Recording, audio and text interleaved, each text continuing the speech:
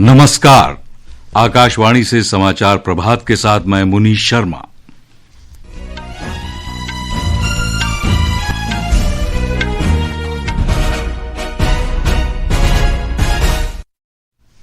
मुख्य समाचार।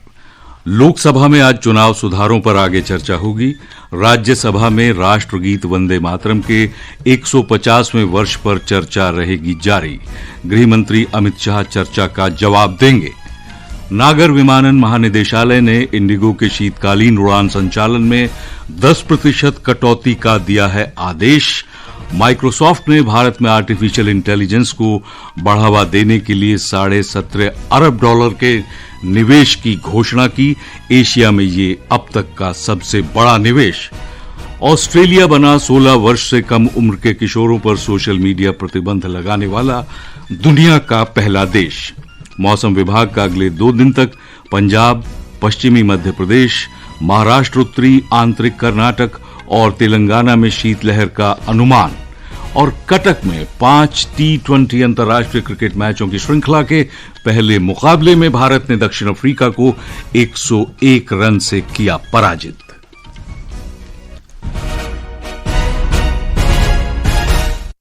और अब समाचार विस्तार से। लोकसभा में चुनाव सुधारों पर आज आगे चर्चा होगी। गृह मंत्री अमित शाह चर्चा का जवाब देंगे। विधि और न्याय मंत्री अर्जुन राम मेघवाल ने कल चर्चा में भाग लेते हुए कहा कि पहले भी कांग्रेस के शासनकाल में कई बार मतदाता सूचियों का विशेष गहन पुनरीक्षण हो चुका है, लेकिन अब विपक्ष इसे लेकर सवाल उठा रहा है। कभी इन्हें ईवीएम में गड़बड़ी दिखती है, कभी इन्हें एसआईआर की प्रक्रिया में कमी दिखती है। सच बात तो यह है कि इन्हें अपनी कमी नहीं दिखती है, जिसके चलते भारत की जनता ने इन्हें पूरी तरह से नकार दिया है। श्री मेघवाल ने कहा कि देश में चुनाव प्रक्रिया डॉक्टर भीमराव अंबेडकर द्वारा निर्धारित सिद्धांतों के अनुरूप संपन्न होती है। सदन के कई अन्य सदस्यों ने भी चर्चा में भाग लिया। उधर राज्यसभा में आज राष्ट्रगीत वंदे मातरम के 150वें वर्ष पर आगे चर्चा होगी। चर्चा की शुरुआत करते हुए गृह मंत्री अमित शाह ने कल कहा कि राष्ट्रगीत विकसित भारत की ओर देश की यात्रा में सदैव प्रासंगिक रहेगा। उन्होंने वंदे मातरम पर चर्चा को लेकर सवाल उठाने और इसे पश्चिम बंगाल चुनावों से जोड़ने के लिए कांग्रेस की आलोचना की। गृहमंत्री ने कहा कि आज भी सीमा पर वीर सैनिक वंदे मातरम के उद्घोष के साथ सर्वोच्च बलिदान करते हैं। वंदे मातरम के प्रति समर्पण की जरूरत वंदे मातरम बना तब भी थी, आजादी के आंदोलन के वक्त भी थी, आज भी है और जब 2047 महान भारत की रचना होगी तब भी रहे, क्योंकि अमर कृति मां भारती के प्रति, भारत माता के प्रति समर्पण, भक्ति और कर्तव्य के भाव जागृत करने वाली कृति है। चर्चा में भाग लेते हुए राज्यसभा में विपक्ष के नेता मल्लिकार्जुन खड़गे ने कहा कि स्वतंत्रता संग्राम के दौरान कांग्रेस ने वंदे मातरम को नारा बनाया। वंदे मातरम गीत भारत के सार्वजनिक जीवन में तब प्रवेश करता है जब गुरुदेव रविंद्रनाथ टैगोर ने 1896 में कांग्रेस के कलकत्ता अधिवेशन में पहली बार गाया था। इस तरह वंदे मातरम को आजादी का नारा बनाने का काम कांग्रेस पार्टी ने किया। महात्मा गांधी ने जब 1921 में असहयोग आंदोलन छेड़ा तो लाखों कांग्रेसी स्वतंत्रता सेनानी और वंदे मातरम का नारा लगाते हुए जेल जा रहे थे। नागर विमानन मंत्री राममोहन नायडू ने कहा है कि इंडिगो की हाल की संचालन संबंधी विफलताओं से पैदा व्यवधान अब तेजी से स्थिर हो रहा है। उन्होंने दोहराया कि सरकार मजबूत नागर विमानन प्रणाली बनाने के लिए पूरी तरह प्रतिबद्ध है। इंडिगो के मौजूदा संकट पर लोकसभा में श्री नायडू ने बताया कि इंडिगो को पूरी तरह जवाबदेह ठहराया जा रहा है। इंडिगो की हालिया परिचालन विफलताओं के कारण उत्पन्न व्यवधान अब तेजी से स्थिर हो रहा है। इंडिगो की रोज की उड़ानों की संख्या में भारी गिरावट आई है और इसके बढ़ने की उम्मीद है। आज देश भर में अन्य सभी एयरलाइनें सुचारू रूप से चल रही हैं और हवाई अड्डों पर बिना किसी भीड़ या परेशानी के सामान्य स्थिति की सूचना मिल रही है। सामान वापसी और यात्री सहायता उपायों पर मंत्रालय निरंतर निगरानी रख रहा है और साथ ही जवाबदेही सुनिश्चित की जाएगी।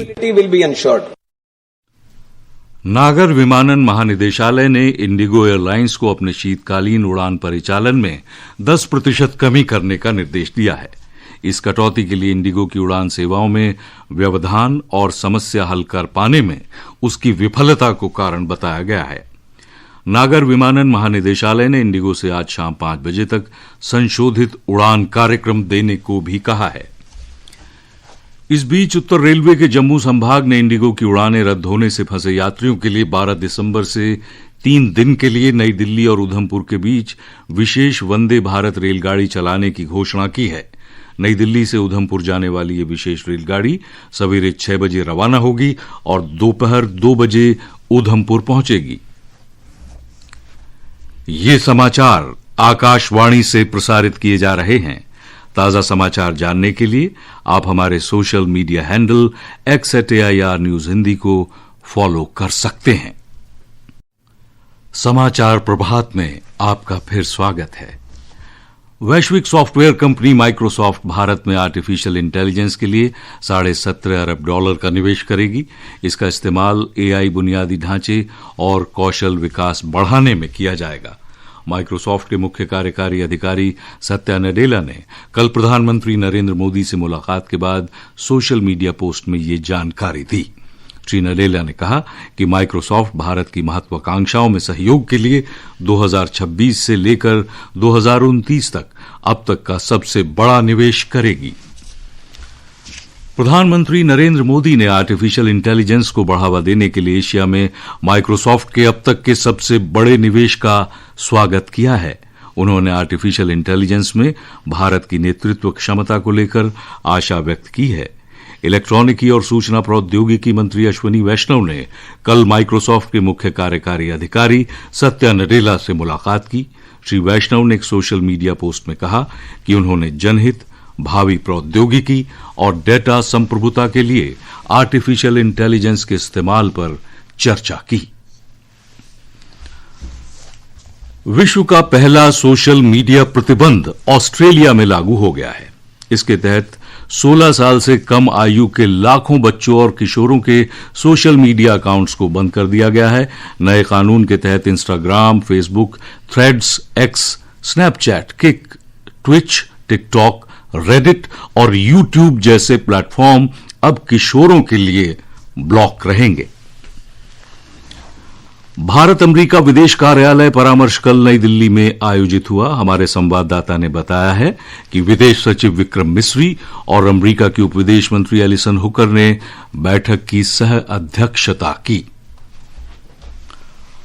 राष्ट्रपति द्रौपदी मुर्मू आज नई दिल्ली के भारत मंडपम में मानवाधिकार दिवस पर आयोजित कार्यक्रम को संबोधित करेंगी। राष्ट्रीय मानवाधिकार आयोग ने इसका आयोजन किया है।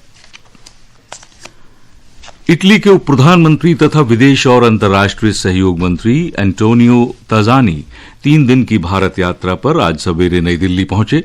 विदेश मंत्रालय ने बताया है कि ये इटली के उप प्रधानमंत्री की दूसरी भारत यात्रा है। केरल में मतदाता सूची के विशेष गहन पुनरीक्षण SIR के लिए डिजिटल गहन प्रपत्रों की संख्या कल शाम तक 2,73,000 को पार कर गई थी। ये वितरित किए गए कुल प्रपत्रों का 98.26% है। छत्तीसगढ़ में मतदाता सूची के विशेष गहन पुनरीक्षण SIR के तहत लगभग राज्य के सभी जिलों में गणना प्रपत्र वितरित किए जा चुके हैं। अधिकांश प्रपत्रों का डिजिटलीकरण कार्य भी पूरा हो चुका है। मौसम विभाग ने पंजाब, हरियाणा, चंडीगढ़, दिल्ली, पश्चिमी मध्य प्रदेश, छत्तीसगढ़, ओडिशा, महाराष्ट्र, उत्तरी कर्नाटक और तेलंगाना में अगले 2 दिनों तक शीतलहर का अनुमान व्यक्त किया है। हिमाचल प्रदेश, ओडिशा, पूर्वी उत्तर प्रदेश, असम और मणिपुर में आज सवेरे घना कोहरा छाया रहा। मेघालय, नागालैंड, मिजोरम और त्रिपुरा में भी ऐसी ही स्थिति है। इस बीच दिल्ली NCR में वायु गुणवत्ता खराब श्रेणी में रही। गोवा पुलिस ने Birch by Romeo Lane night club के 4 मालिकों में से एक अजय गुप्ता को हिरासत में ले लिया है। इस नाइट क्लब में शनिवार को भीषण आग हादसे में 25 लोगों की मौत हुई थी। राज्य पुलिस ने अजय गुप्ता और एक अन्य मालिक सुरेंद्र कुमार खोसला के विरुद्ध लुकआउट नोटिस जारी किया था।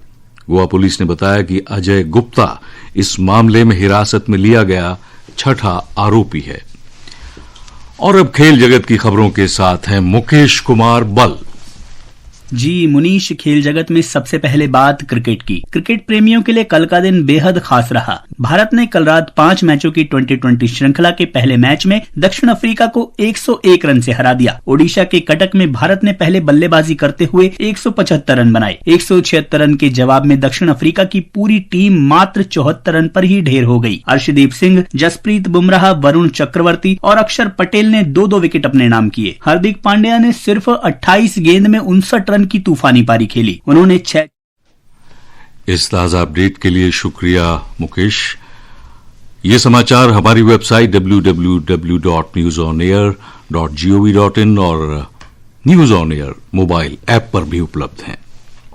और अब आज के समाचार पत्रों की सुर्खियों के साथ हैं फरहत नाज। धन्यवाद मुनीश। राजधानी दिल्ली से प्रकाशित होने वाले हिंदी अखबारों ने विभिन्न समाचारों को सुर्खियों में स्थान दिया है, लेकिन इंडिगो एयरलाइन की उड़ानों में कटौती को सभी अखबारों ने प्रमुखता से प्रकाशित किया है। हिंदुस्तान की सुर्खी है सख्ती, इंडिगो की उड़ानों में कटौती। दैनिक जागरण ने इसी समाचार के उप शीर्षक में छापा है, नागरिक उड्डयन मंत्री की इंडिगो के सीईओ के साथ हुई बैठक के बाद किया गया बड़ा फैसला।